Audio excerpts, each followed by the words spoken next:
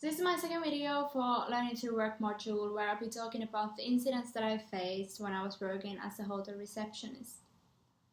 In their book, In Search of Hospitality from year 2001, Lashley and Morrison talk about interaction between a hospitality staff member and a customer. The relationship is quite long as they're both based on the same building during the whole visit, and that is why it's hard to avoid contact with the customer or the receptionist in this case. And so it's important to try to handle the things and the problems rather well, so it doesn't get uncomfortable for either the receptionist or the customer. But then there was one a bit more serious incident that I will be talking about next. Taylor and Thompson discuss in the book Profitable Hotel Reception from 1982 how a good receptionist is someone who can make the customer feel like that they're always right.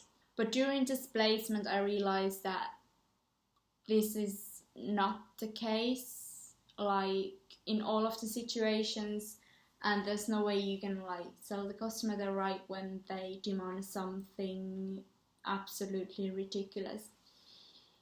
And one of these incidents were when a man came to do a booking at the hotel, and when I tried to charge him upon the check-in, his card got declined, and obviously he didn't have enough money and that was the only card he was using.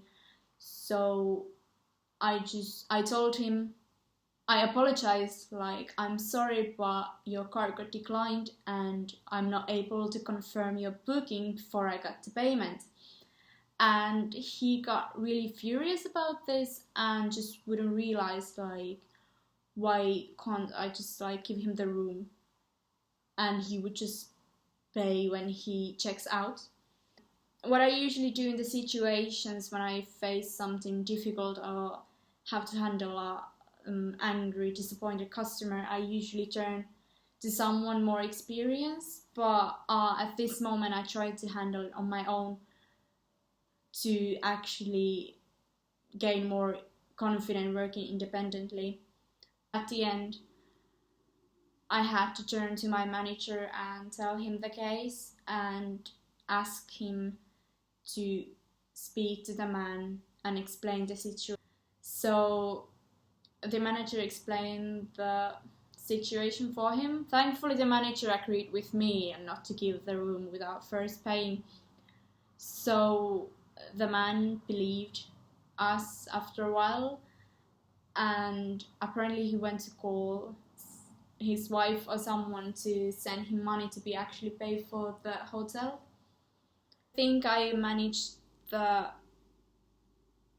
did the thing what feels to me like the only way possible, just charge the person or don't let them in. And even though I had to rely on my manager, I still think I did quite well on this. Cultural tourism is one of the biggest tourism sectors that visitors take part in any form, with or without realizing that they're taking part in cultural tourism. And Smith discusses in her book from 2009, Issues in Cultural Tourism, how in Scandinavia the cultural tourism is not that popular, but it's obviously gaining more popularity right now. So, but there's other events going on at the city as well, which the hotel doesn't give that much information for its customers. So that's one of the incidents that actually happened, that this woman came ask me about event going on at the city, that weekend, I just quickly Googled the event for her using the Kuopio's own website that gives a lot of information about the events going on at the city. So I was able to give fast and satisfying answer for the customer, and that was because I've learned in the uni that we used Visit London and that kind of websites to find the information, which has come this obvious thing to me that when I need to find information about the city itself and its events, I use the city's own website. So I was kind of happy that I was actually able to use that knowledge to help the customer,